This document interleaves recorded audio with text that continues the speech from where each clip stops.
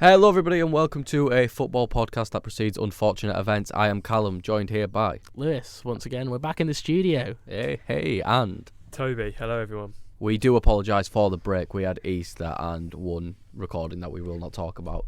So going into things straight away, we're going to talk about our teams, our very fun teams to support. It's actually been a good weekend for 2/3 of us. Almost a full things if the referees weren't corrupt in the Premier League. So we'll start there. Merseyside derby, 2-0 defeat.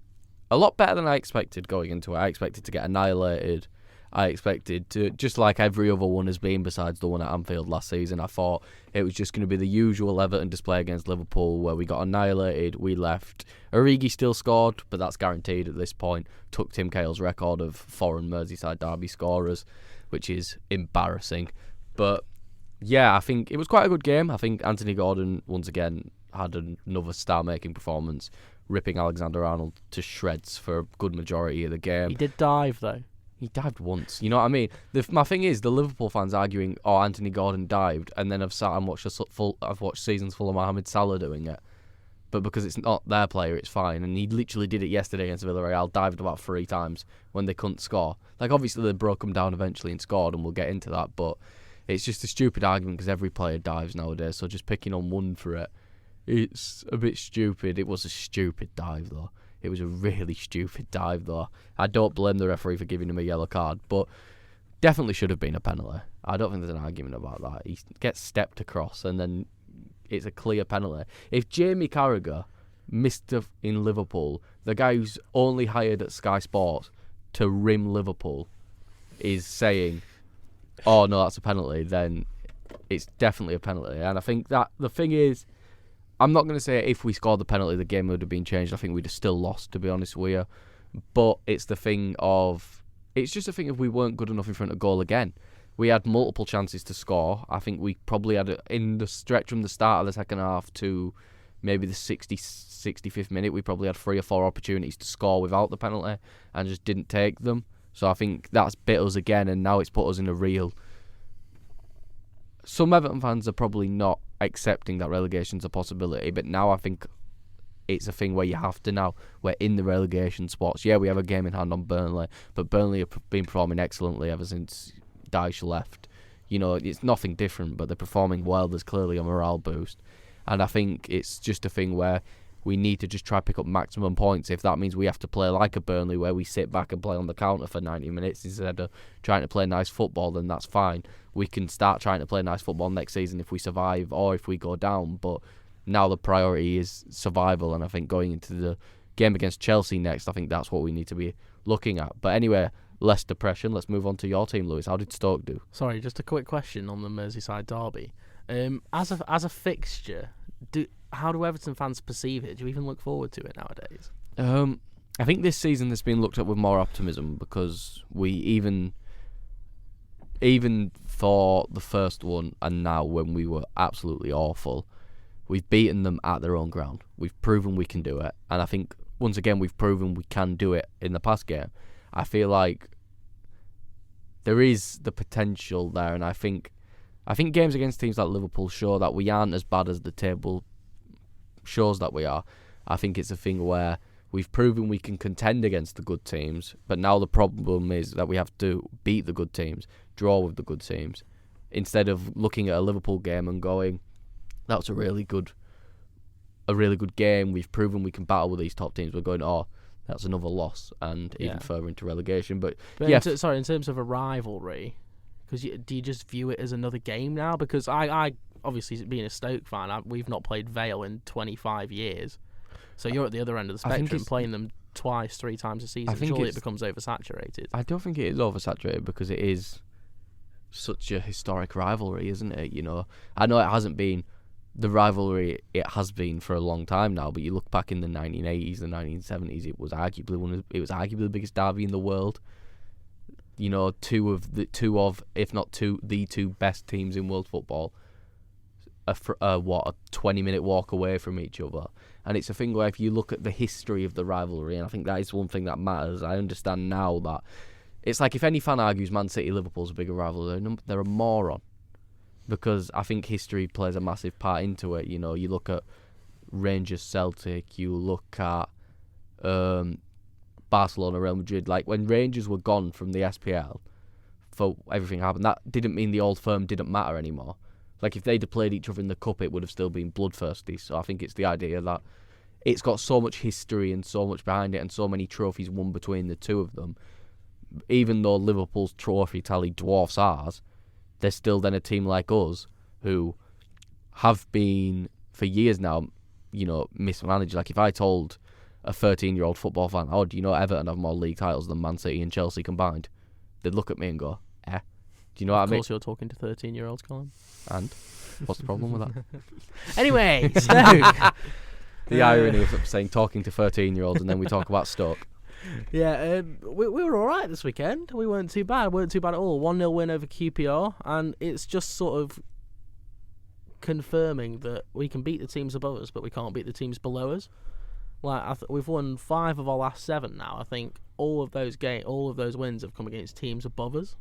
Like, maybe one below us. I'm not too sure, but like, we played Reading the other week, we lost. We played Cardiff, we lost. But we played Sheffield United, we played QPR, we beat them both. Like, we played West Brom, we beat them. Like, why do you think that is? Why are Stoke beating the teams above them? You have just as much a clue as me. I don't know, because whether the players are up for it more, I don't know.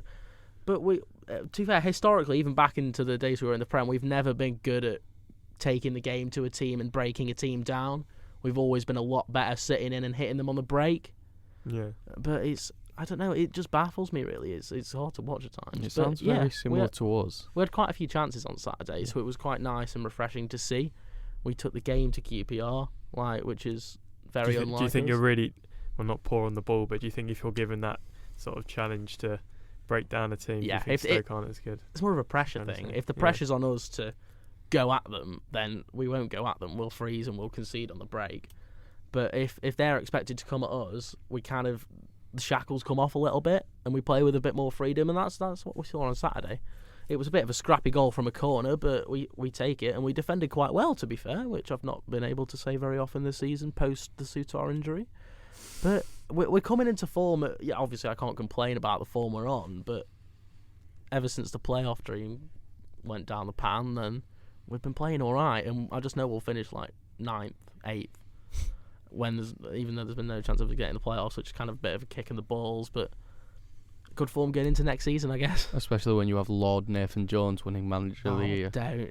I'd pay good money to see anybody bar that man in the Premier League next season. I'd pay good money to see Luton knocked out in the playoff semi-final, or a playoff final, to be fair. Maybe I'd quite like them to get to the final, just so we can hope, and just to see them get battered 4-5-0. I'm on the same boat, though. I can't live in a world where we get relegated and Luton Town are playing in the Premier League. Have you seen their ground? Their ground is like somebody's back garden. It is. It's literally in someone's back garden. Yeah, the away end. You can see the stairs from somebody's window. It's like 2 meters away. I mean, to be fair, Toby, the rate it's going, if you don't find an owner, it might be Chelsea saves from getting relegated, from what I'm seeing.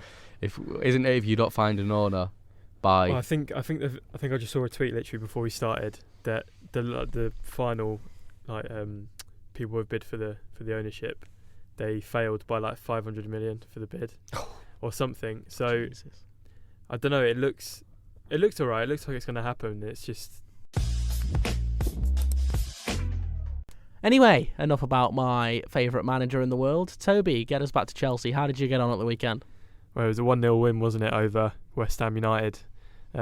Last minute winner from Christian Pulisic. I think it was probably the most boringest game of the season, to be honest. I think that's just really summed up where we are at the moment in terms of attacking wise, owner wise. I just think it's, I don't know. I feel at the moment it's very depressing. Well, not depressing, but a bit. I don't know. We just want the season to finish. I think now, win the FA Cup final, hopefully, just end the season, get ready for next season. But yeah, it's all as soon as the owner's sorted out and we know that Thomas Tuchel's going to be here next season, because I think a lot of this week on Twitter people have been saying that it's possible that he's gonna up sticks and leave, which I think is quite scary. If he's not backed, I think he's got a chance of leaving in the summer. But yeah, got Manchester United tonight. I don't think we haven't won at Old Trafford since 2020, I think, in the FA Cup. So yeah, I hope it's a win, just to change the spirits a little bit for the running for the rest of the season. Have you got any hope for next season? If so, what needs to sort of happen over summer for that to become reality? The whole defence is going to have to change in it, because we know that Rudiger's going to leave to Real Madrid. That's already been confirmed. And obviously Christensen and Azpilicueta is going to leave at the end of their contracts. I think both are going to go to Barcelona, it looks like. So yeah, it's going to be a whole different back line we need. I think that obviously all depends on getting the new owners in, because obviously we can't buy anyone without the new owners, and we won't have any revenue from kit sales or from season ticket renewals for next season, and from gate receipts as well. Because I don't know if you've been watching the Chelsea games at Stamford Bridge, but it's been noticeable that no one's been there who has brought a ticket. I saw somebody beefing them on Twitter because they were like, "Oh, people say Man City." They beef Man City fans for not selling out the stadium, but look at these empty seats at Chelsea. They can't actually sell tickets. Yeah. It's unreal. I don't know if you saw some of the celebrations as well from Man City's winner versus Real Madrid the other night. Oh, the limbs! I'm surprised no one was hurt. Well, you can. There's an image of Benzema after he scored that Panenka. It's just all phones. Yeah, it's all phones, but there's like one fan in there who's like you can tell he's angry, and you can tell he's actually a Man City fan. Like, I think a lot of them there who are tourists just to come and watch the game, which is fair enough in kind of a way. I get it. I understand having touristy clubs. Like, I was going to go watch Man City PSG. No, but the whole allure of going to football as a fan is that you're with is one big community, whereas if you're with a load of tourists, it's not. It loses that sort of community feel. But that's what all the big clubs are like now. They all argue it. Liverpool's the same. Man United's the same. Like, who wouldn't want to go watch one of the best teams in the world versus Real Madrid? You know that's what I mean? It, isn't it? If someone offered me, do you want to go watch Man City Real Madrid? You don't have any connection to any of the team. You know, besides the fact that Carlo's the manager of Real Madrid. Besides that, John Stones plays for Man City. Thumbs up. You know what I mean? But yeah, it's the idea that you get to watch one of the best teams in the world play, two of the best teams in the world play, and arguably one of the most important games of the season. There's going to be a lot of tourists there, but I also think there should be, for these games, a neutral section. I think those seats specifically, those front ones where Benzema scores, should be reserved for fans of the actual club only. You should have to have a Man City membership to buy those tickets or something. Like, I just think it's ridiculous that you can have a 50,000 seat stadium and 30,000 of the people there don't support your team. Just whilst we're talking about Man City Real Madrid, can we just talk about Callum's bet builder he made 10 minutes before the game? Do you want to get it up? Tactically put in Jack Grealish assist when Jack Grealish was not in the starting 11. And the worst part is that my other choice in my head was Riyad Mahrez, who got an assist. But no, that was one of my highlights of the. How much would you have won? If the odds would have been worse on Mahrez, I think, so I'd say about 350 if it would have gone through. What, is that what you just bet on an assist, or was it? Well, I stopped betting for a while on football. Like, I bet on boxing and stuff, but so I thought, I'm going to the hideout with everyone. I might as well put a fiver on, and then I put Grealish to get an assist, and instead of actually checking beforehand, not even that, just because I could have cashed out for £5 back and then put the bet back on, but I didn't check, and then. And I had Jesus to score, I had Benzema to get a shot on target, and then if I had to put Mahrez to get an assist which I think he got to the Jesus goal, I think I would have had a cash out instantly about £80, which I'd have probably taken. So yeah, it wasn't good for me. It wasn't fun for me. I was going to put one on for Liverpool, but I was like, do you know what? I'm not doing it. But if we move on to the Champions League, we've just talked about Man City, Real Madrid, so we'll keep it going. It was, if I am correct, a 3-2 win for Man City. 4-3. 4-3. And it was, I'm going to say, best game of the season. Yeah, unreal. And it was like a game of basketball. It was end to end to end to end. It was unreal for 90 minutes. At first, it looked like Man City were going to annihilate them. 2 goals in the first 15 minutes. But then Benzema gets them straight back in it with one shot, and the game turns. That's it, though, isn't it? And City, it was weird because City just kept restoring their 2-goal lead. It's like they went, was it when they went 3-1 up, literally straight from kickoff? Vinicius ended Fernandinho's career and ran off the length of the pitch. That was it, because Foden scored. Everyone was like, "Oh, best young player in the world. Why is he being compared to Vinicius Junior?" And then Vinicius Junior annihilates Fernandinho. It's unreal. Like, Fernandinho's not a right back and he's old as old. But the absolute gall of him, that's what you've got to say. The cheek of him to go, this is it, mate, game. And then if he'd have done what Vinicius would have done last season, kicked it out, yeah, cool, you did a nice skill move, mate, but not game from it. He annihilated Fernandinho and then proceeded to score to grab Real Madrid back into the game, but then a great goal from Bernardo Silva, absolutely annihilating that near post with a strike. But then once again, didn't even move, did he? No, he couldn't have done. No pat on the shot.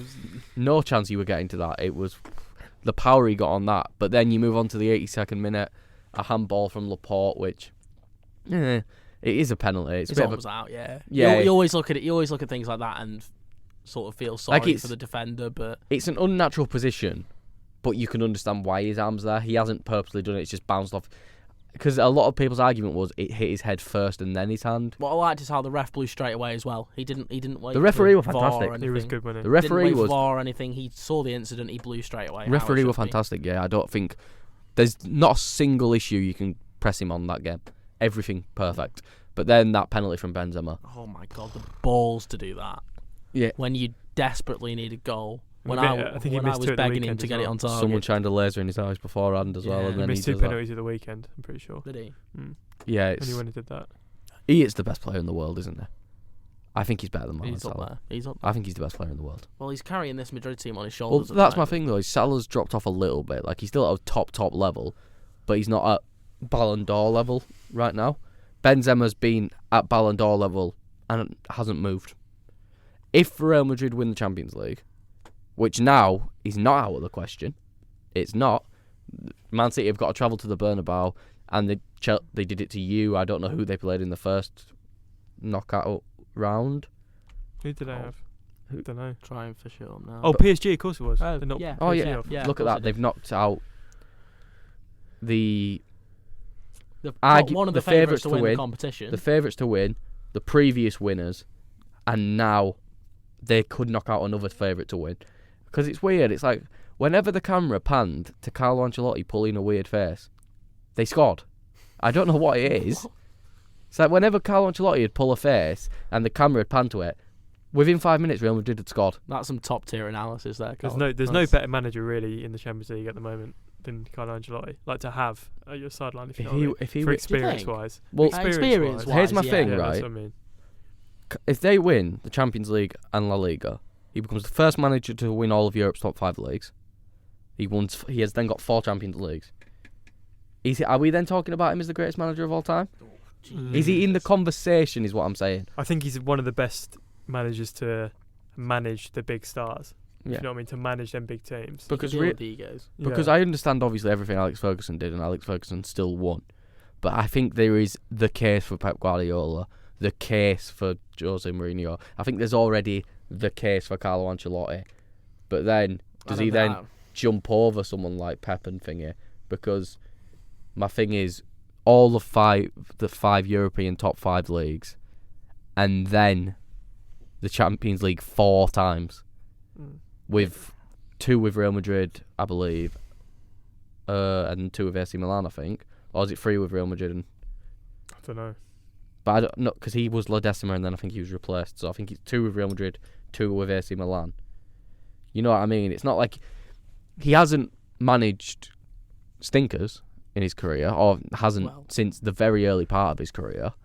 But at the same time, you know. Did he not manage Everton? Oh crap! Yeah. So he's managed. He's managed us. Chelsea. It was the team he built at Chelsea was my favourite Chelsea team of all time. To be fair, his team he built at Everton I really liked. I think 9-10 was my favourite. Like Chelsea I don't know how he had a second in the league at Christmas. It's ridiculous. I understand we finished 10th. Now look at you now. Yeah, I know. There was calls for you to get Champions League, weren't there, at the beginning of that season? We were still in the race for Champions League until about 6-7 games left, but we just didn't have the quality. It's a matter of fact. You might get top 4 in the Championship next season. That's that. We'll give you get top 12 in the Championship next season. I'll take it. Snap your hand off. But yeah, ridiculous game of football, and then you move on to Liverpool. A not so ridiculous game of football. It was awful. It was crap. But the thing is, then everyone I don't know which Muppet it was on TalkSport. Oh, I saw that this morning. Yeah, saying It was a disgrace. Cundy, wasn't it? It was Yeah. Oh, yeah. Never mind. It all makes sense now. But It's called him a disgrace, wouldn't they? one shot, 26%. Yeah, I think that's a bit unfair. How can they call him a disgrace? But then, Beating Bayern Munich, but then and got to the Champions TalkSport were League praising semi-final. us when we did the same thing. Yeah, it's just hypocritical, isn't it? They've got less of a population, less of a wage budget than Burnley. than Burnley, and they are in a Champions League semi-final, and they're the reigning Europa League champions. Like, come on. It's because they're not English. It's a matter of fact. Have a bit of respect. You know what I mean? This is, like, if I had to pick a European manager of the season, it's Unai Emery. No matter what now, it is Unai Emery. Unless Carlo wins the Champions League. Then it's Unai Emery. Well, I haven't watched enough of Villarreal, really. But it's a Champions League Oh, they did in the semi-final. league, If it was as in a European manager of the year, as in European competition, like how we pick a Premier League one, we don't pick the best one, we pick the one who had the biggest impact on the season. Like, realistically, when we talk about Premier League manager of the season, no one's picking Pep at this table. You know what I mean? But Pep's the best manager in the league. Yeah, but then European, would you not go? Well, it depends. It tells us what happens in the Europa League. Do you go with Van Bronckhorst from Rangers? No, because if it's they the get Europa to the League. final? Yeah, but for Rangers, that's Moyes. unreal. No, but who have they beat? Braga. The Dortmund Still, win. it's Rangers. Yeah, but Villarreal knocked out Bayern Munich. Yeah, but it's all relative, isn't it? But it's not all relative. Rangers are a bigger club than Dortmund. Rangers were are one a of bigger the best club. teams in the Europa League, Rangers are a bigger club than Villarreal, comfortably as well. ability-wise. They're probably not far off ability-wise. Like, I understand Rangers are below, but it's not like Rangers are crap. Like, Villarreal are an example of, it's a team of Tottenham reject. It is a team of Tottenham rejects.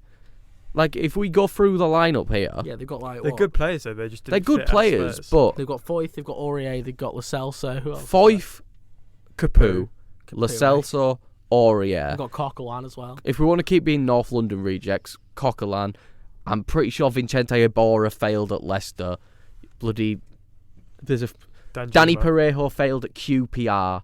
You know what? That's not fair. That's Amazing an at interesting Valencia. take. He did, but Danjuma was in the Championship Yeah, last but season. he was really good He at was the a good player. Championship. Yeah, but he if was you- arguably the best player in but- the division. Would you have then said he'll be one of the best wingers in Europe the season Well, after? no, obviously not. I've But not that's got the a thing crystal is- ball, have I, Callum? Unai Emery has got the best out of this team. No, he's not got the best. He's exceeded the best. Rangers, realistically, have always done decent in Europe. They have. They've reached 2 quarterfinals, I think, under Gerrard, and then now a semi-final. And so I think... What about David Moyes and West Ham? No, because I think we all expected West Ham to do quite well. Whenever they've been in the Europa League, they've been knocked out in the group. No, but I think Knocked a out lot in of the group, people knocked out in the expected West... qualies. Yeah, but a lot of people expected West Ham to go far. And let's face facts. I think people wanted them to go far.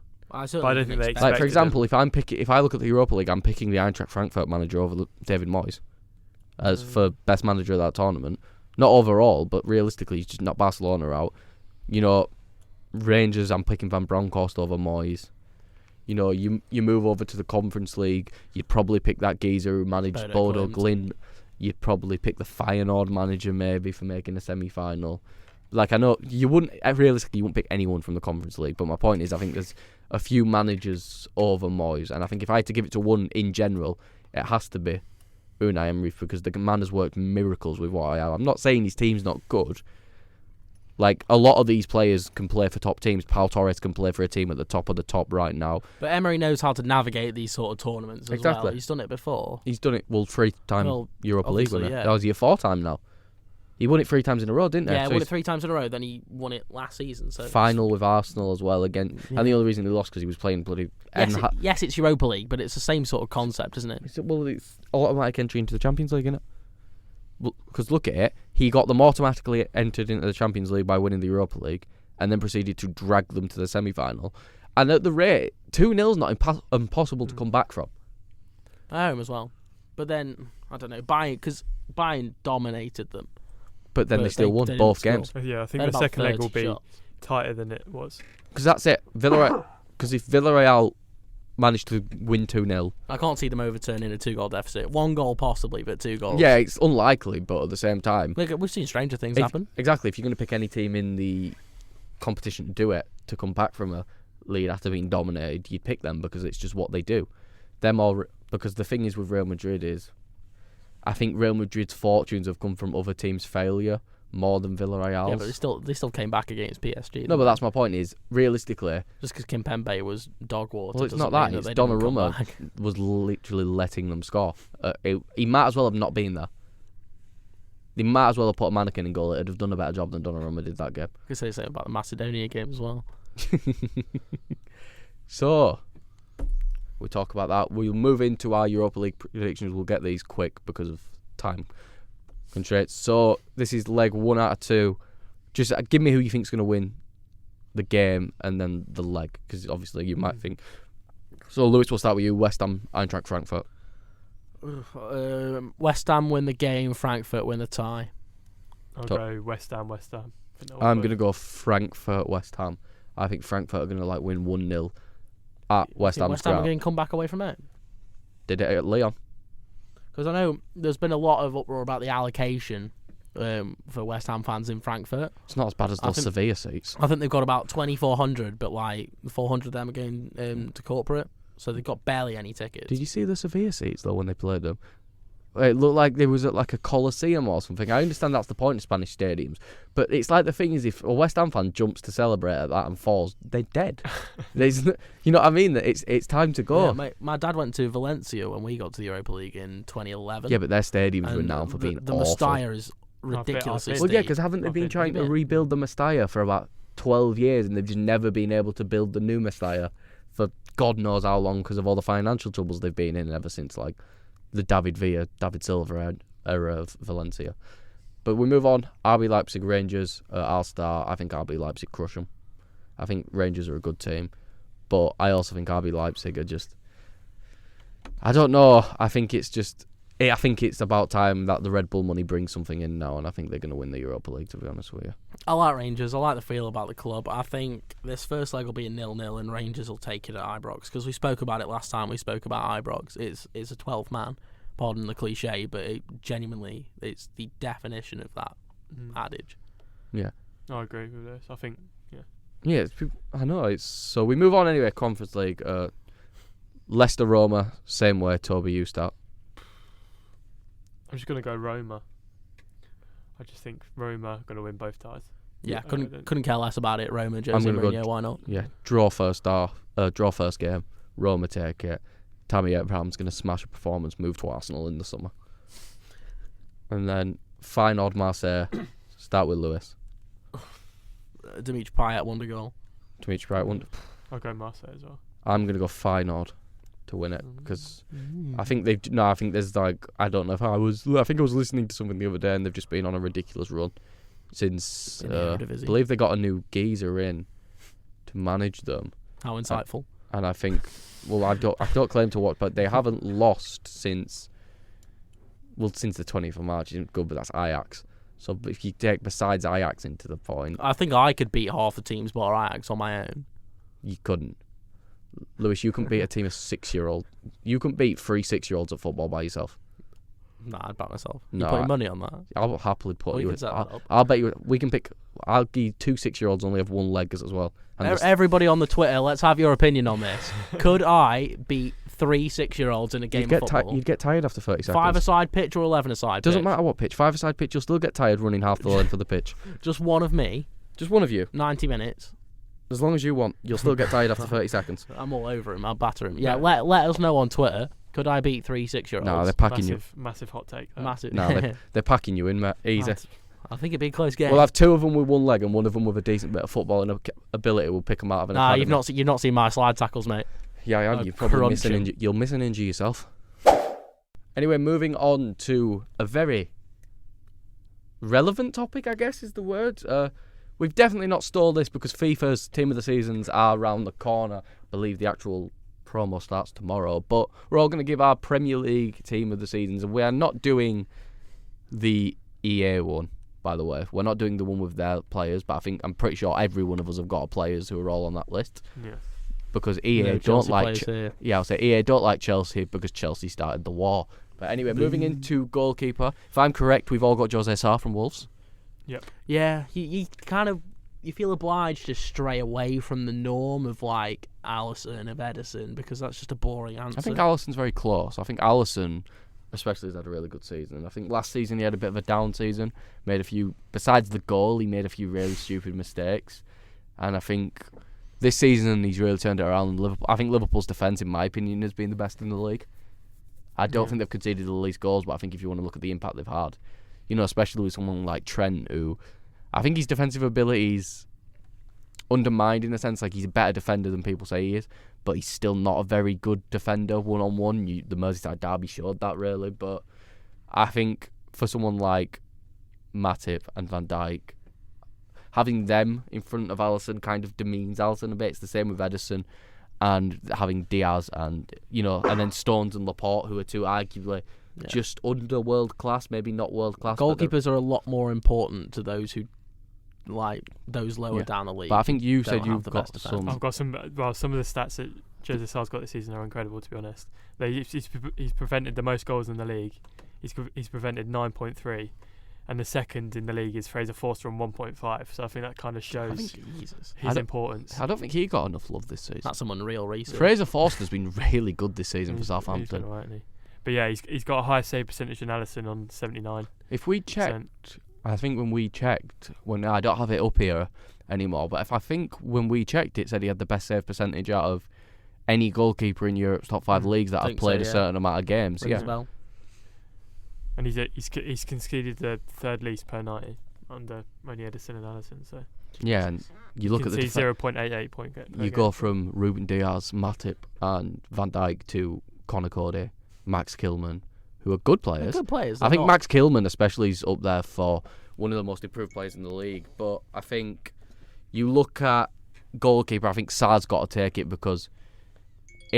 I know Rui Patricio's a good keeper, but if Rui Patricio's still in goal, then Wolves are 13th, 14th in the league, in my opinion. Yeah, they wouldn't be where they are now if they still had Rui Patricio. I think there was a lot of concern when they lost him to Roma. They thought, who are they going to get in? Obviously, Jose Sá, he was at Olympiacos, wasn't he? Yeah. And I think we've only ever seen him play in the Champions League. It's a fantastic bit of recruitment, though. Yeah, brilliant.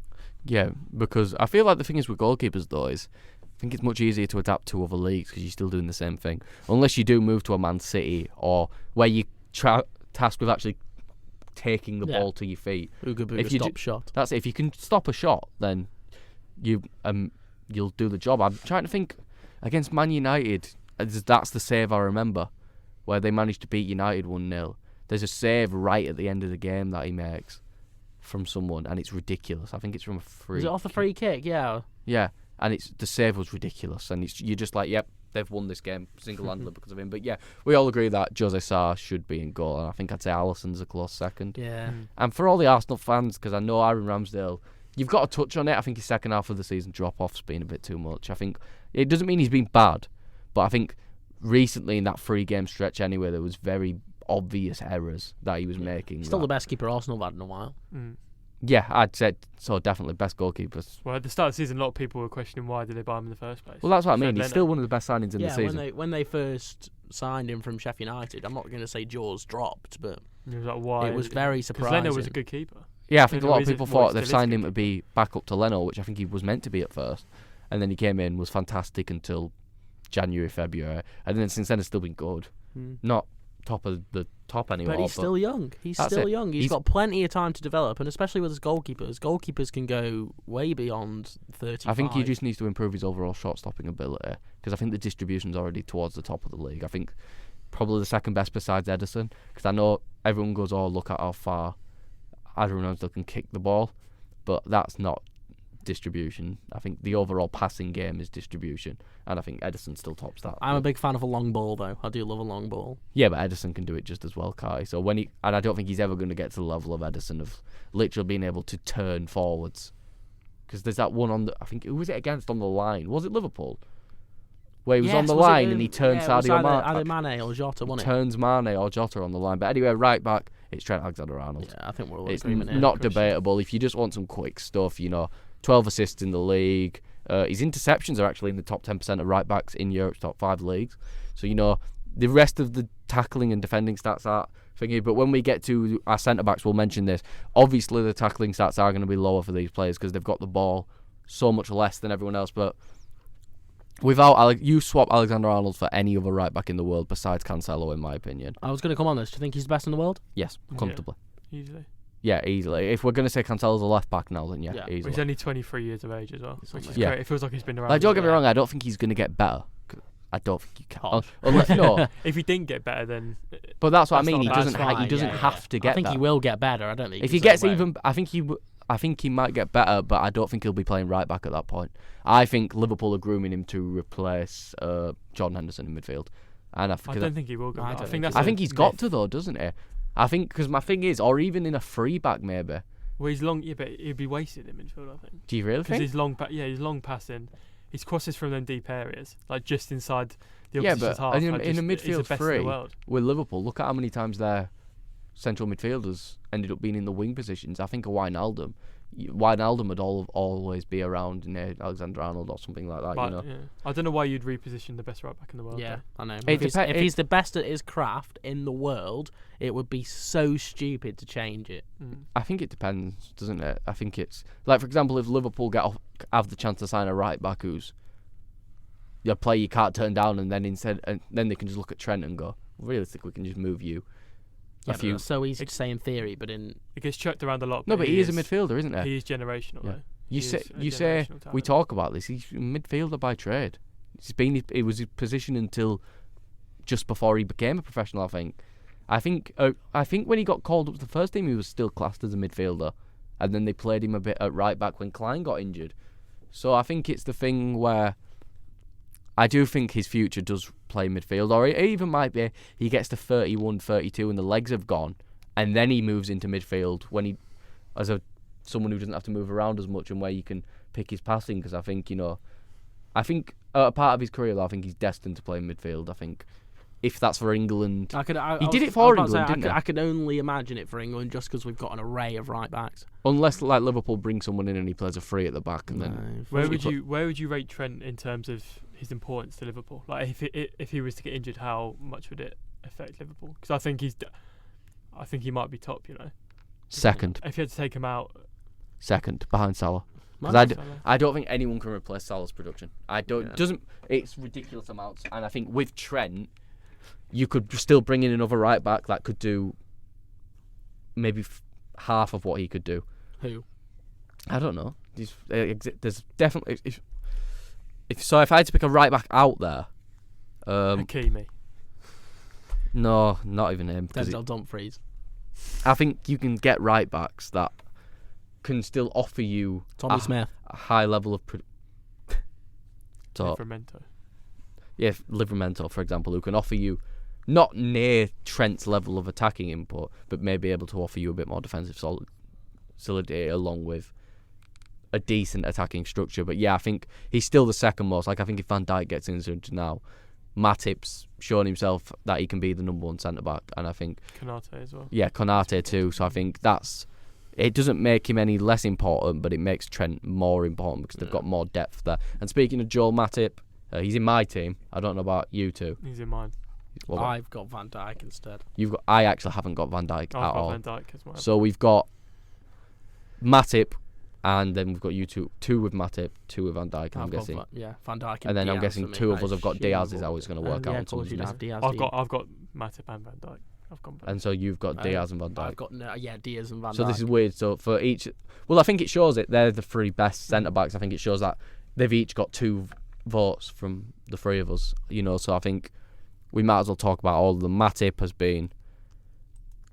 I don't know about like of the level if you look at him and go, wow, look at the difference, because I think he was still really good last season, but I think he shined a lot more because I feel like Van Dijk has had noticeable drop-offs this season for his standards. And I think Matip's filled the role as, for example, if Van Dijk's having a bad game, Matip has been able to step in and be the number one centre-back. I really think there's a case of he's been the best in the league this season. I think it's very easy to pick faults with Virgil van Dijk, but if you were to take him out of that side, it's a different ball. I don't know.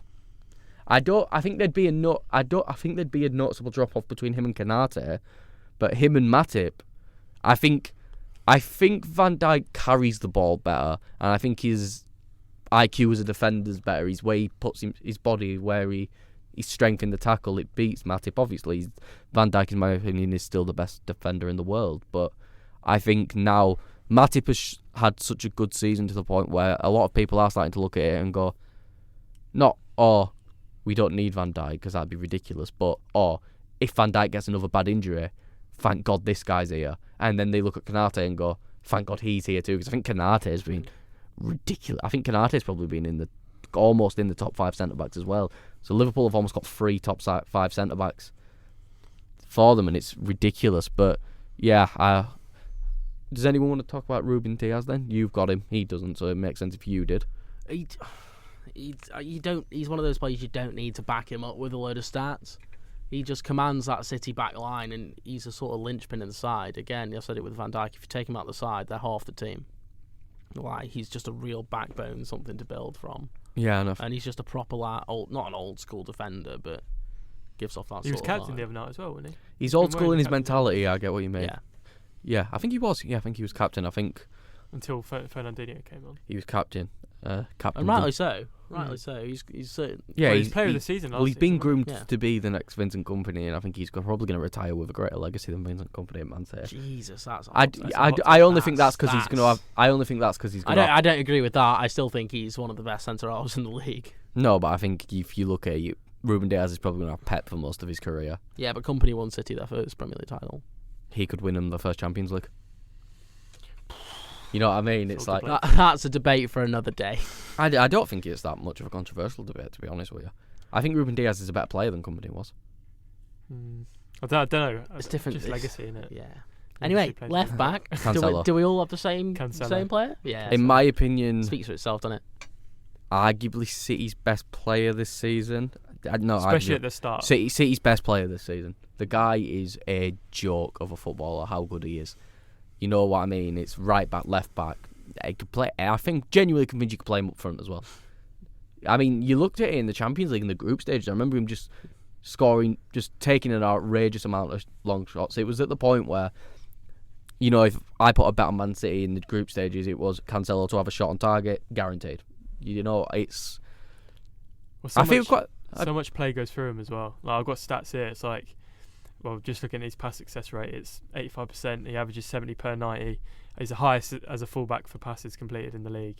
He's 6th for expected assists, and as a fullback, he's second to only Trent. So that sort of shows how influential he is to his team. And it's the fact he's playing out of position practically. And he can beat a man as well. Like, he's 52% successful dribbles, which is 40. Like, he's completed 48, which is, if you were to combine Robertson and Trent Alexander-Arnold, he's completed more dribbles than them both. So yeah, I believe he's also got the most touches in the league by about 700. So it shows how important he is. You know, I think the thing is as well is, I'm going to try get technical here, and I might explain it a bit wrong, but it's the way he operates. Like, if I show you this here in this space, so for example you've got Jota out here, it's the way Cancelo then comes up around here, and the impact of how he basically plays as a midfielder, but he can still defend like a defender. It's almost the play as in when De Bruyne goes further up, Cancelo can then take that space here and then drifts almost like he cuts inside of the winger of half spaces. Yeah, he almost works in that in a way we've probably never seen before to this level, which is why he has so many touches and why he's so important. I think a player like Cancelo is one where the best way to describe him is through stats. You know, I think a lot of people prefer the eye test, but I think it's just they certainly complement him well. If you've had almost 1,000 touches more than the next best, then you're clearly an important player. And I think Cancelo might have been my first player down, as in him 100%. No guarantee, no one's even close. Like if I think of other left backs, I don't know other left backs who are close. Robertson. I don't think even in ability Robertson's close. Robertson to it. nearly got dropped in favour of Tsimikas earlier this season. Yeah, I think Robertson is the next best. If Kieran Tierney could stay fit, if Chilwell could stay fit, if Luka Digne stayed at Everton, but no, I think Cancelo, everyone else. Tyron Mitchell. Right. Anyway, we move on to defensive midfield. I've gone for Declan Rice. I don't know what you two have. I've gone for Rodri. Let me just pull up my notes. I've gone for 2 DMs. We'll go Declan Rice. Right, we'll start off with Declan Rice from us two and Rodri. Okay. But you might as well explain why you've got Rodri then. I've just gone for Rodri because I think how much he's grown as a player while he's been at City. Because I think when he first joined, well, at the time, Man City wanted Jorginho, didn't they? They failed to get Jorginho because obviously Sarri came to Chelsea. Third in Ballon d'Or voting, mate. They've missed out. And then they brought Rodri in, and I think Rodri has just gone from strength to strength. Like the way he's sort of displaced Fernandinho, which was going to happen at some point because of Fernandinho's age. But the way he's done it, I think if you imagine, it's a cliche, but if you imagine City as a machine, I think he's one of the most important cogs in that machine. Like if he wasn't there, they would be nowhere near as good as they have been this season. His passing success rate in the league, he completes the second most passes, only behind Laporte, which I think if you're a defensive midfielder and you're making them sort of passes, then it's a bit different from when you're centre back, because you could just be spreading out to the fullbacks or going forward. But when you're playing in that role and trying to get up the pitch, he's just been fantastic. He's top for passes under pressure as well. At 14.1, and he completes 77% of them, which I think just shows how much responsibility is now on him. As well, I think he's been involved in a lot more attacking pieces of play. Like he's been trusted by Pep. That goal against us. Yeah, well, to get further forward. We did against what? Did he score a banger against Watford? Yeah, but I just remember that goal against us because it's one of those ones where it leaves his foot and just doesn't move, as in it just straight in, and it's. I think for any team in the world that their aim is to control possession and like build from the back, they need a player like Rodri, and I think he's the most important player really this season they've had. And yeah, like Cancelo as well, like we've just been speaking about. I think Rodri as well Pep has seen Rodri as another player who can play further forward and create something and cause damage on the attack. Like I think what makes Pep so amazing as well is how he distributes. I can't even say the word. How do you even say it? Distributes the responsibility across the team, and when he adds players who can attack even more, the team would just get better, wouldn't they? They'd just score more goals. Well, that's it. He's offered them more freedom in attack, and I think it's weird with Pep because it seems like every player Man City sign has a first season and then boom, second season. It's why I'm worried about Grealish. Because, he's the one season, he's having his one bad season. Oh, no, he's the best winger in the world. It's not even a bad season. It's not even a bad season. Yeah, but for a £100 million player, it's a bad season. I think for Jack Grealish standards, it should be better. I think he deserves to be held up to those lofty standards. Well, later I was going to say about Jack Grealish maybe exploding next season. I think it'll be Jack Grealish's season next season. Yeah, so I think that's it with Man City, though, isn't it? Like, it wouldn't surprise me. I think the only players that come straight in and produce for a Pep side usually are defenders and strikers. Like even Edison was a bit in his first season. He was really good, but he had a few stupid moments where we're like, "This isn't the Portuguese league, mate." Still better than Claudio Bravo, though, wasn't he? Oh, you can't. Yeah, I can't believe they replaced Joe Hart with Claudio Bravo. But I think he's definitely in with a shot. But I've gone for Declan Rice in the sense that West Ham are nowhere near where they are in. Just if we're doing Premier League and just the Premier League without him, I think there's another player who we'll get onto later in West Ham's team who's helped that and made Rice's job a bit easier, but it's almost like Mark Noble. Anyway, Declan Rice has had such an important impact on West Ham to the point where we're talking about a defensive midfielder, probably argue if you think probably the most boring position in football. Now with the explosion of fullbacks, it's defensive midfielders kind of looked in a similar way fullbacks used to be, where who's going to spend that much on a defensive midfielder really? And then everyone's going, no, you spend £100 million on Declan Rice, don't be daft. He doesn't do anything necessarily better than his contemporaries. I don't think he does, but it's his impact overall that he has. I think Declan Rice gets injured, it's season over for West Ham. Declan Rice leaves, it's time to go to West Ham. I think it's a thing where he has just such an impact on overall play, on the atmosphere at West Ham, on everything in and around the club, that, let's face facts, everyone knows without Declan Rice, West Ham are in the bottom half of the league. Well, he's definitely... I know we're just talking about Premier League here, but he's definitely top 5 in Europe, 100%. No, he's just going to get better, isn't he? That's it. He's young as well. Well, in the episode that we didn't release, the Magic episode, I spoke in depth about how I wanted, obviously, Declan Rice at Chelsea, and there was that sort of thing at the weekend. Did you see all the hugs from Thomas Tuchel after the game with Declan Rice. Didn't he clap Chelsea fans as well? No, that was some stupid Chelsea fan saying, "Oh, I can't believe our fans are clapping an opposition player at Stamford Bridge," and it wasn't. It was the West Ham fans.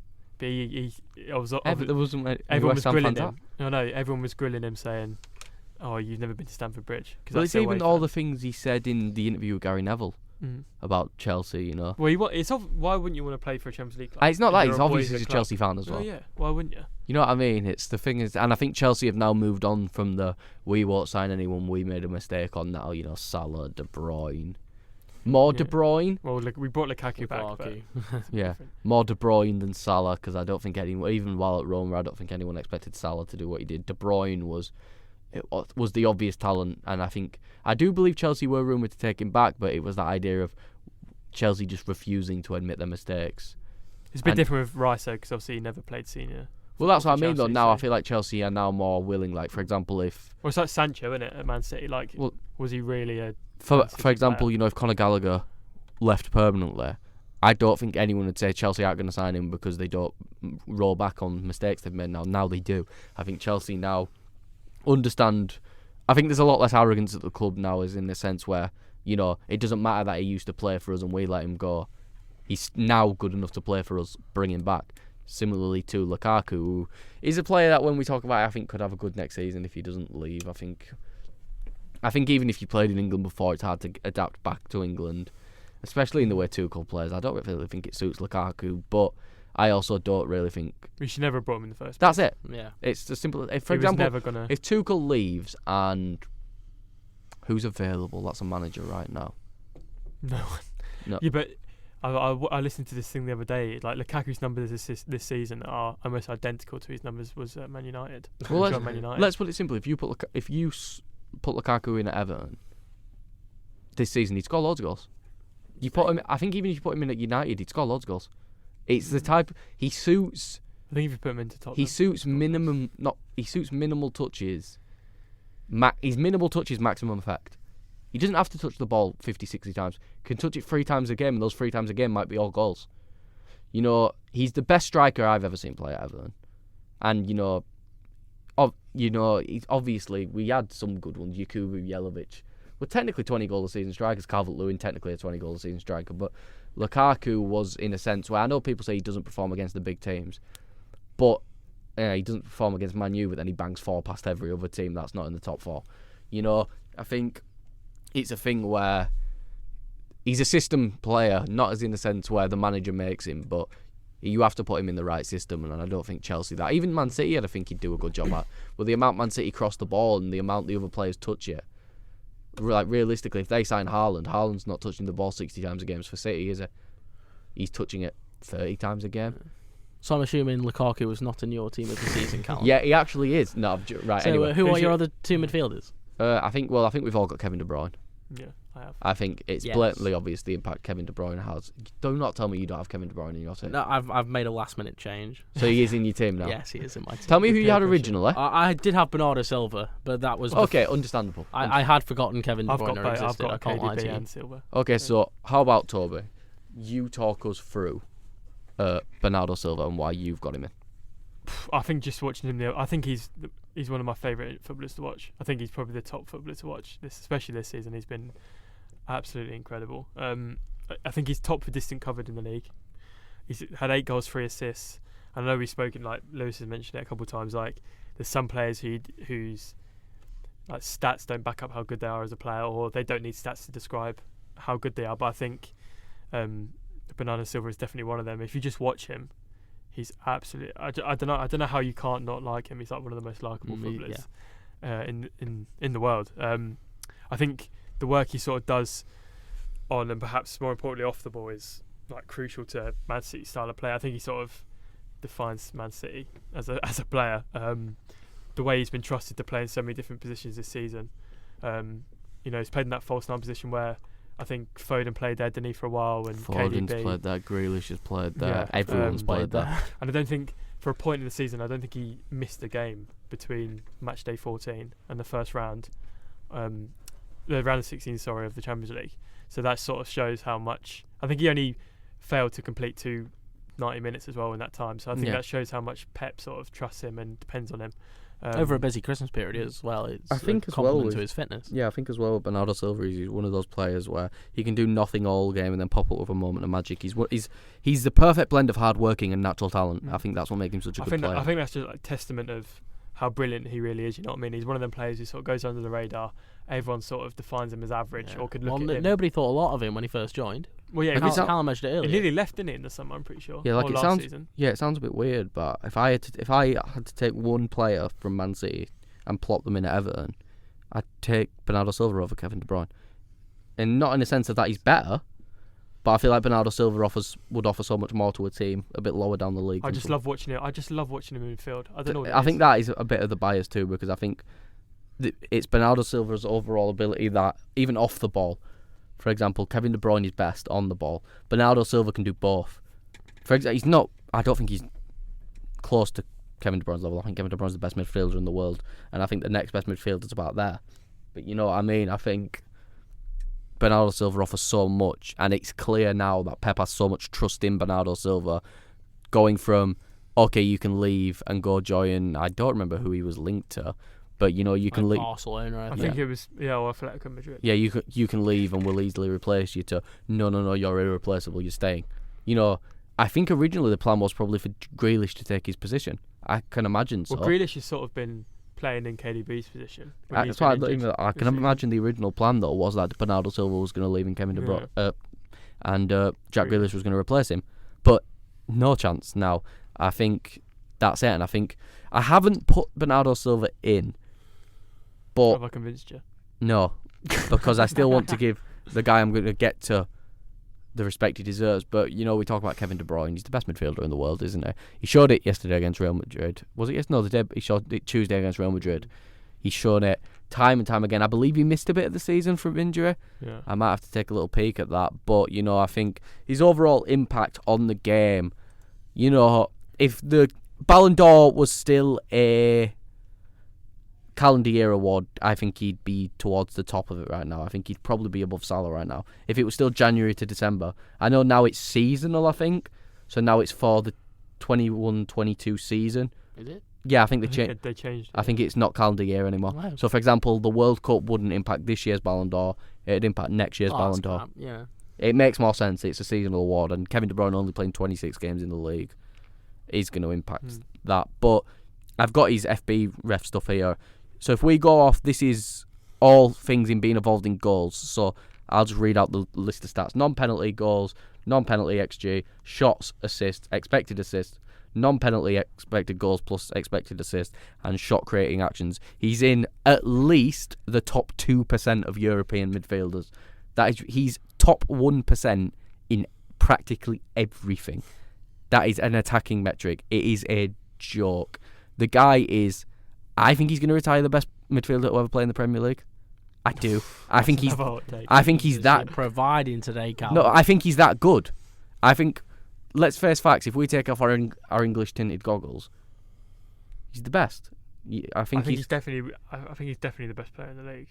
Yeah, but I don't think he is. I think it's just owing to injuries. Like, he hasn't played a full season. Yeah, like I think he's definitely going to overtake David Silva at Man City's legacy. Oh, yeah. As ability, yeah. And then I think ability-wise, he might already be top. He's incredible. Like, I don't think a lot of people will ever argue he's the best midfielder ever to play in the Premier League because he's not English, and I think that's naturally always going to play a part. But it's not even that. Like, I think it's because everyone has a nostalgia of Lampard. Yeah, I think it might be in a thing where in 10, 15 years' time, then everyone's saying it. De Bruyne's this. To be in that conversation with them. Like elite players is an achievement in itself, and he will definitely. There will certainly be some people that agree with you. Yeah, I think there's got to be one. I don't think it's really a controversial opinion. I don't think. No. I think saying that it is a possibility isn't a controversial opinion because I think, let's face facts, unless someone annihilates him and his leg flies off, he's on the trajectory, isn't he? The trajectory's still only going this way. You know, I know he's had a few injuries. Let's not mention trajectory when you've just been on about his leg flying off. That was the point. But anyway, I think the guy is. I think it's no doubt he's definitely in that team. I think he will retire the best player to ever play for Man City. I really do. Yeah, I think, fair enough. And I think saying that, some little ginger lad who failed at Chelsea isn't could retire the best midfielder to ever play in the Premier League. It's a testament to how good his ability is and how good he is as a player. You know, he starts for any team in the world, no matter what. There is no argument about it. Do you think he gets past Lewis Baker in the Stoke team? Only just. Okay. That's the only team where I might argue no. But yeah, Who's the other midfielder you've gone for? Jared Bowen. Okay. After all the raving we've done about Bernardo Silva, I looked at your team beforehand and was like, okay, that's not bad. But after all the raving we've done about Bernardo Silva, for you to go in with Jared, No, but Bowen, I just think Jared Bowen's more important to West Ham than Bernardo Silva is to Man City. That's my argument. Is Jared Bowen has, because it's not the best 11 players in the league, is it? It's the team of the season. Jose Sa wouldn't be in goal if that was the case. Rice wouldn't be in defensive midfield if that was the case. 2 of my front 3 wouldn't be in the front 3 if that was the case. You know, he's not no, that. I judge a team of the season of the best 11 players. Yeah. No, I judge it off the best 11 players or the most important / the best that season. I don't like, for example, in the context of their team. It all marries together. Yeah, exactly. And I think in the context of West Ham, whenever Jared Bowen doesn't play, they don't win. You know, when Bernardo Silva doesn't play for Man City, they still win. And understandably, there's a difference there.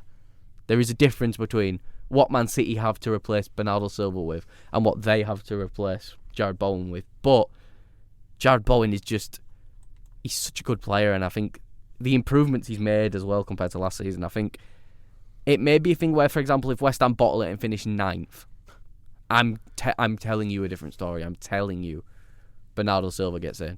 But if my head is right and I think West Ham finished 6th and I think it's Man U who finished 7th, then yeah, I think 100% he deserves to be in it because he's dragged them into another Europa League spot. Let's then ignore the possibility of them winning the Europa League and possibly West Ham playing Champions League football next year when they almost got relegated 2 years ago, not even 3. You're in the battle, weren't they? Yeah, you know what I mean? It's like, it is literally like us finishing 17th, next year finishing 5th. You know what I mean? It's everyone would look and go, wait, how does that work? Yeah, but it sounds ludicrous now, doesn't it? Yeah, exactly. And it's like, for example, let's think, we sign, give me a good winger from the Championship, a decent winger from, a good level winger, like he's top, Put me on the spot. top of the Championship. Brennan Johnson. I was going to say. We sign Brennan Johnson. He has an okay first season. Then all of a sudden he becomes one of the best wingers in the league in the second season. I know he's been there for a while, but no one expected Jared Bowen to be what it isn't. He was unreal in the Championship, though. Yeah, but no one expected him to be this. Different gravy. He was carrying a terrible, terrible, terrible whole team. Yeah, I know. He was probably the best player in the Championship, but yeah, I think no one expected him to be this good. Yeah, no, well, you see it's happening all the more now. You see it with Danjuma. We mentioned him earlier. Yeah, exactly. It's happening more frequently. I think it's an example of David Moyes getting. I've seen it at Everton. David Moyes getting the best out of the. He made Nikita Jelavic and Yakubu 2 of the most dangerous forwards in Europe. Not in Europe, sorry, in England. But he made, Tim Cahill feared by everyone. He made bloody. Was he there with Royston Drenthe or not? Royston Drenthe was a weird one. I think he was only there for a season. I don't want to talk about Royston Drenthe, but Royston Drenthe still does support the Toffees on Twitter. So come on, the boys. But how? So, but yeah, I think Jared Bowen. I think it's really close. Like, I think you almost convinced me to swap. But I think Jared Bowen deserves his flowers for this season, and I'm going to give him them. I'm going to throw another name into the mix with my third midfielder. It's Fabinho. No. Mm-hmm. He was in my honourable mentions. No, I think so. I think with the thing is with the defensive midfielders, if you have 2, obviously it's different. But Rice, Rodri, Fabinho, take your pick. It's no one's 3. Yeah. If you were to pick any of them, I don't think you could argue with someone. But I think Fabinho's the least important out of those 3. Do you think? I think he's just improved so much this season, and his importance to that Liverpool team is. I think he's important, but he's the least important out. Can of I just 3. mention Thiago as well? I think Thiago's improved massively, but I think Fabinho is the glue that holds that midfield together. I think he offers that. I think it's because you have players like Thiago and who else? Henderson's in and out now, really. Keita, a bit. You look at, let's say Keita, Thiago, a bit more flashy, like to get forward a bit. Fabinho then sits. Fabinho gets forward quite a lot, to be fair, but sits the deepest out of those and then offers defensive solidity in front of. I mean, he's versatile as well. He originally was a right back at Monaco.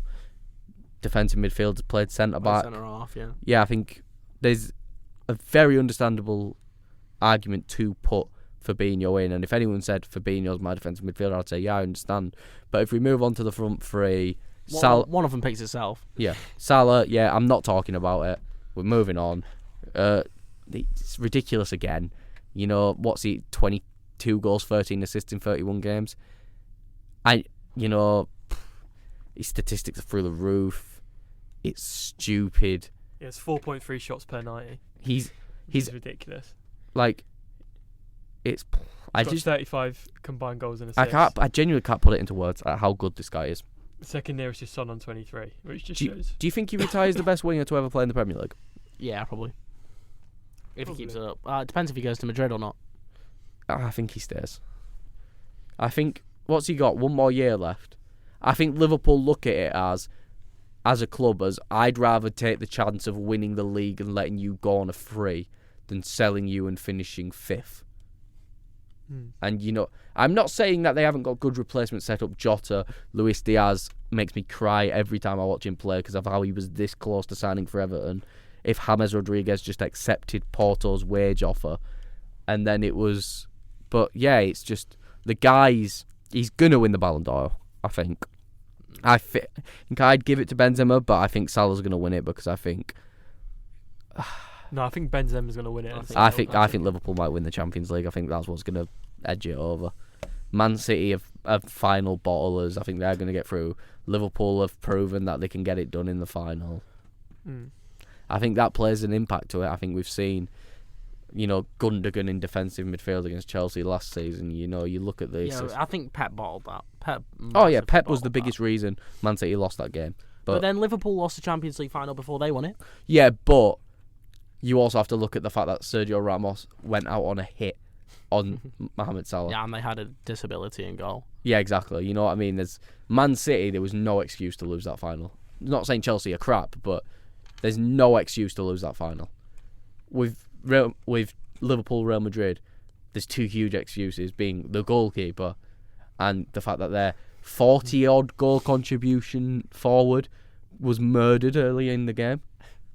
You know, I think we can't talk about Salah anymore because let's face facts, he's in and he's the first name on most people's. I know I mentioned Cancelo earlier, but Salah's the first name on the team sheet. There's like 3 or 4 players who are just locked in, and he is one of them. So we move on to the other 2. I actually don't have a traditional striker in my team.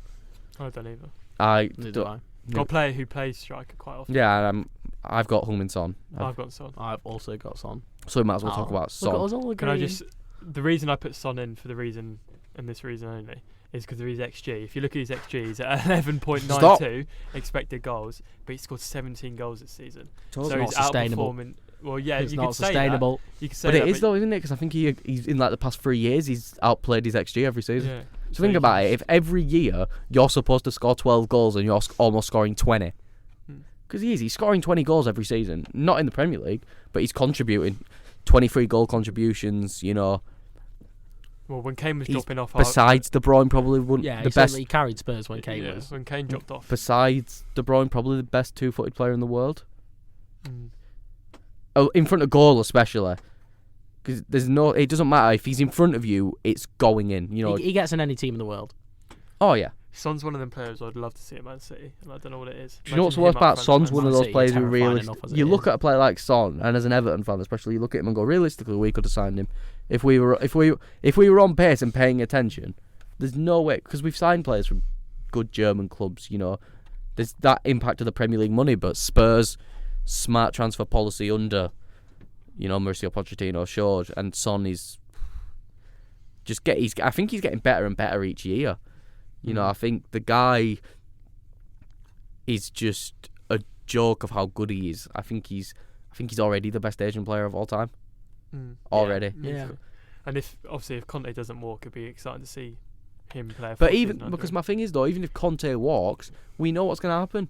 PSG and Spurs are just going to swap. Yeah. Or no, can Son produce under Mauricio Pochettino? You know what I mean? We know the answer.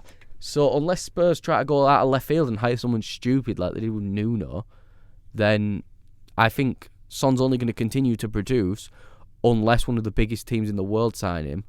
It wouldn't surprise me if Real Madrid... I don't know, because I don't think he's in a sense of he's not a Galactico to the Western market. If you go over to Korea and he sells shirts. That's it. If you go to that area of the world, but that's also a strategy. You could easily look at Real Madrid going, let's boost our Eastern audience, Heung-min Son. You know, but it would cost. I think it'd cost you minimum 80 to 90 million. I don't care if he's almost 30 years old. I don't think that. Also, there's obviously no disrespect there. Like, I don't think that's. We're not trying to say Son is a valuable asset because of where he's from. Obviously, he's a fantastic player. Nonetheless, like if he's from anywhere. No, we're just saying Real Madrid's transfer policy is stupid. By the way, that's what we mean. Yeah. I think Son, if he played for Real Madrid now, besides Benzema, would be the best player comfortably as well. But so it's not that, it's just the fact that Real Madrid have a very stupid way of looking at things. And I don't think Tottenham would sell to a Premier League rival unless they were offered 100 million plus. Would. Unless they were offered 100 million plus. It's same what they did with Kane and Man City. There's a reason Kane is not playing for Man City now, and that's because Daniel Levy held on for dear life and was like, if PSG come in now, you can have him for 20 million less than what Man City will pay. The guy, he's a bit of a mong, because he's keeping Spurs stalled in a sense, but you also have to respect what he stands when it comes to selling players. Yeah, he doesn't take any shit, does he? Exactly. And I think Son, 17 goals, 6 assists, like we mentioned, has overall been just as important as Harry Kane this season, in my opinion. I wouldn't say either of them's been more important than the other, because Son carried in the first half, and then Kane has gone back to Harry Kane in the second half of the season. Just a bit before that, I'd say around December time. They've kind of swapped from Son being most important to Kane being most important. But I think they work so well together. I think they will leave as the best partnership in Premier League history, as the best 1-2 punch, because they've already got the record of goal contributions to each other. So they've already probably got the big argument that they are. And it doesn't mean that they're two best in their position, but it means when they're put together, they contribute like not many other players can. And, it's anyway, before Callum tries to piss any more people off with impressive opinions, I think we all disagree on our third player, don't we? Mm-hmm. Who have you gone for? I've got Diego Jota. I've got Bukayo Saka. I've gone Sadio Mane. You're just so desperate to be different, aren't you? Mate, we've all got different answers. Why are you coming to me? You specifically. Come on. I love Saka. I love him. And that's only because my girlfriend's an Arsenal fan, so I've been forced to watch that dreadful team for 2 years now. I know it's been a bit different this year, but I love the guy. I think his overall energy I think he brings a sense of happiness to a game that he just makes it more fun to watch. I think he was one of our better players at the Euros, and I think he's redeemed the penalty missed this. But I think he's been fantastic. But I just don't think he comes close to Salah, Jota, Mane. I don't. For a winger, if you put Bowen in, maybe that's someone he can talk with. I think he's just so direct, though. It's so refreshing to see. You saw it in the Euros. The way he just runs at people. Yeah, but so is Jota. So is Mane. So, you know what I mean? It's a sense of... I don't think you can go wrong with any of them. I don't think you can go wrong with any of them. But Jota is... Because he's one of those ones where Liverpool signed him, I laughed. I'm not going to lie. I'm not, because I was like 50 million for Jota. Come on. And then at the first season, he was really good. But I was still like 50 million. Yeah, it's a lot of money. But then the guy has just been... I think he's got 13 goals. Like 8 or 9 of those came really early on in the season. And then Mane started to pick up form. He's completely replaced Roberto Firmino. Completely. Roberto Firmino is unnecessary now at Liverpool. Doesn't need to be there. And I think Jota's a big reason for that. I don't even think Liverpool expected him to be as good as he was. And then he's just come in and had such an impact on the way Liverpool play. I think I'd say he's the most striker-like out of the front three. I think Salah's the one who scores the goals, but he's still clearly a winger. I think Jota's the more striker-like, the most... Like, I could easily see... if you had to put one through the middle, you'd put Jota through. Yeah, 100%. And I think you could easily see Jota being a 20-goal season forward. Easily. In the league, 20 goals. Quite comfortably. Why have you gone for Mane, then?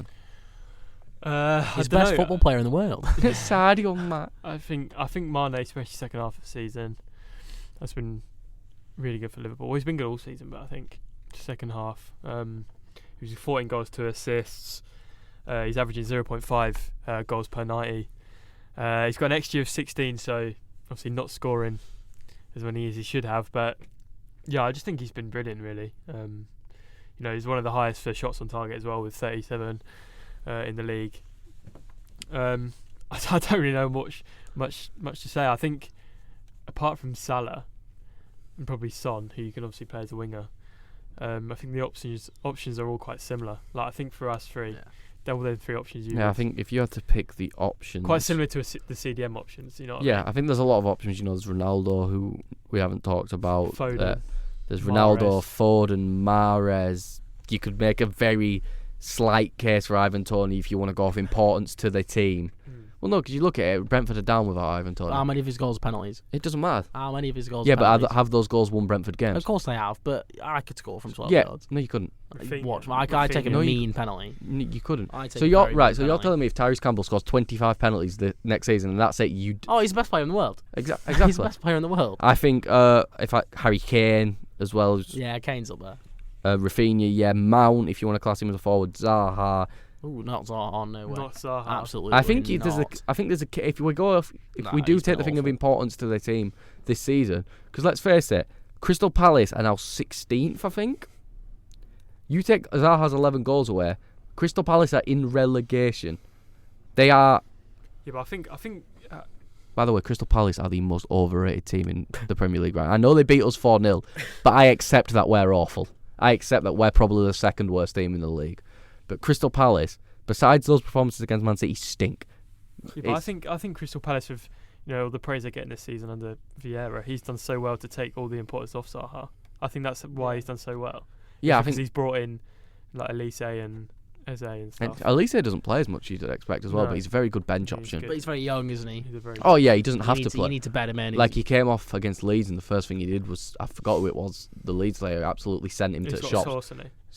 He's so fun to watch. Top 3 Source players in the league. Top tier. Streets will never forget. Streets won't forget. Ballers. That's actually the next episode. Streets won't forget. Meet you. Streets won't forget. Fucking, I can't believe you just said that in this room, Toby, to me. Right. So we'll move on to the last part. Manager for everyone. I think we'll all have 3 different ones. I don't really know. Trying to remember who I said. Wait. But I think there's probably 4 or 5 candidates for it. I've gone Bruno Lage because I thought Wolves were going to be bottom half this season and they were in the race for the Champions League for quite a while. They still can't score goals to save their life though.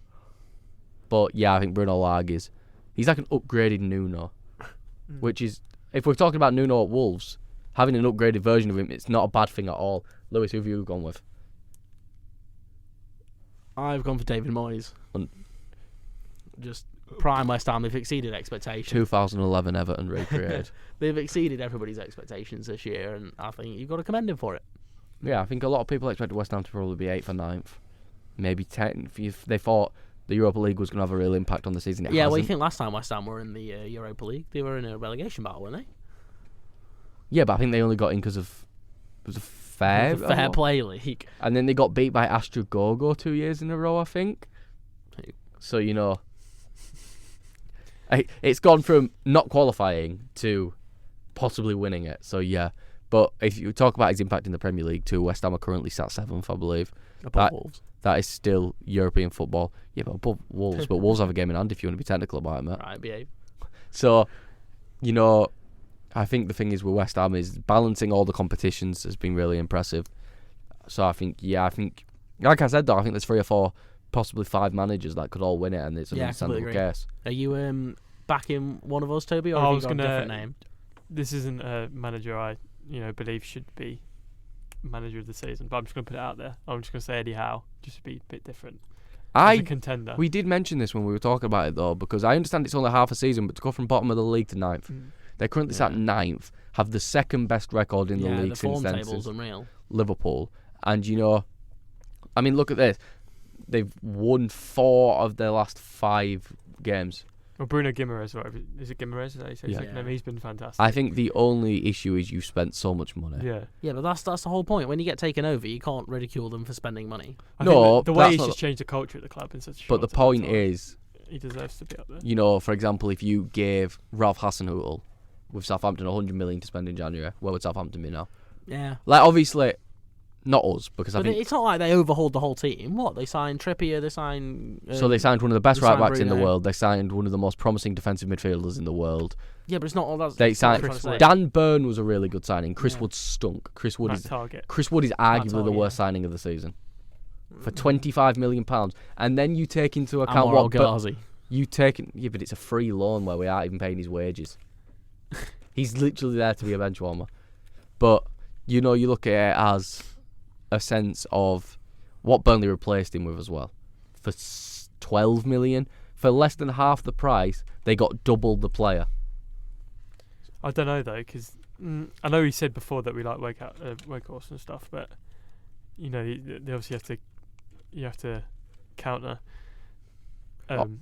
how much time he has to take to settle in. Like Wood was Burnley's best attacker, and they had to take him away and put Wakehorse in the place. Yeah, and but he's he's obviously not gonna hit the instantly ground. replaced him. I know that's true, but Weghorst, I think, has already got more goals and assists than Chris Wood had all season. is that true? I think so. I think it's very goals and assists. I think it's very cool. If we could verify that. Right, 1 second to the googling machine. I will cut this part out. While I'm too convinced. Cut that's what I true. just said out as well, because my mind blank. Yeah. So Chris Wood has I was 5. lagging. Windows I shut was down. lagging. Nice. So I think Chris Wood might It's have. Wilder. Chris Wood might have 1 more goal contribution. No, what? Same. Yeah, fair enough. There you go. So yeah, Does we that have include his Burnley goals or not? second one, Premier League. From Premier So League? we are on the magical. We are back from the magical googling machine. They have the same amount of goal contributions, and Weghorst has played half the minutes, so he's replaced him It's comfortably. unreal that. Oh, that's not really okay. So Take it's it my simple thing is, Weghorst played for Newcastle right now. Weghorst has got 9 or 10 goals already. Put him in the team of the season. Let's do it. Well, So are you trying to say that see you Newcastle later. should have signed Wakehorse? Yeah, I'm not saying they should. I'm just saying they shouldn't have signed Chris Wood. Okay. I do understand Who would why they they have signed signed. instead? I don't know because I'm not a football scout. But the thing is, well, Weghorst, there you go. But my thing is, for what you could have spent £25 million on, and I think a Newcastle fan could easily argue back, £25 million is nothing to us right now, understandably. But I think they wanted an alternative to what Callum Wilson brings in, someone who could play well next to Callum Wilson. Something I think Weghorst could do very Someone well. who has legs not made out of jelly. Yeah, I feel bad for Callum Wilson. I think he's a really good player. Yeah. But yeah, I think that's our. Wait, so do you have an option, or did you just say Eddie Howe to be different? No, I just said Eddie Howe just to put him out there, really. I think it's quite hard to pick who it is. I think it goes down to whoever wins. I think Mikel Arteta's got a decent shout. No. No. I don't know. I'd have never put Arsenal getting Champions League. I'd have never put. I'd have put him. They've don't not think got that Champions gives them- League yet. Yeah, but my thing is, you can't say he's not in the running for it. You can't. I'd put a Pep or a Klopp over an Arteta. Yeah, every but day you're of the not. week. So you're saying he's not in the running at all? I say whoever wins the Prem's going to win it. I don't know though, because Moyes No, won they it last do year. like- yeah. And Wilder won it when Sheffield United thingied. Well, you look at the Championship one. The Championship one got announced last week. The obvious choice would be Marco Silva because Fulham were pissed the league, but they gave it Nathan Jones. Yeah, I think that's the problem because when people mention manager of the months, and that's how some idiots compare Pep to Alex Ferguson, it's the idea that a lot of people get sick of managers over time. It's like, I don't know if any of you watch basketball, but it's the idea of that Michael Jordan would have won so many more best player in the leagues in the world if people didn't get sick of him being the best player in the league. I think it's not as bad in football. You look at the Ballon d'Or, for example. No one's really got sick of Messi and Ronaldo. 2018, I think everyone was sick of it and went, right, we need someone else. Luka Modric. Please, you. But, I think in the Premier League, I think there's especially this idea of, we're sick of this now, come on.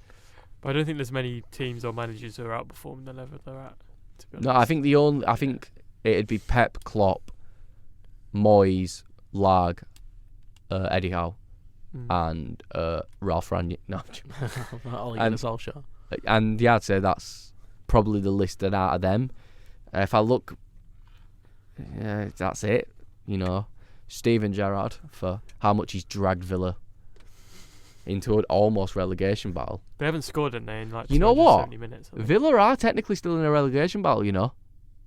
Callum, don't get your hopes No, up, they're mate. not. It's the No, hope I'm that not. kills you. I'm not. I think we're down. I've said this multiple times, but they haven't won in the past 5 games. They've got 6 games still left.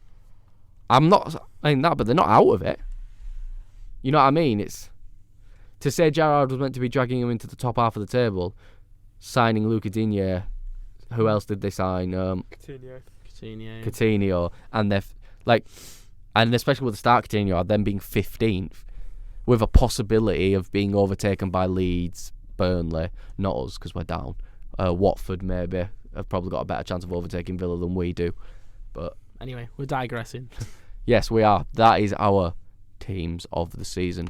If you think you would do anything differently, send us your teams of the season on Twitter. I believe we will put a tweet out when this podcast goes out saying with our teams and do a poll where you can vote on yours, and if you want to put yours in the comments down below. If you want to put any other teams of the season below as well, we're not experts, but if you want to put a championship team of the season down below, even a Bundesliga or a Serie A, we'll give it a look. You know, we like learning things about football here, especially Lewis because he knows nothing. Yeah, but anyway, if you did enjoy listening, please make sure to rate us on Spotify, Amazon Music, Google Music, Apple Podcasts, Spotify. We're on everything that plays podcasts. We're practically on it now.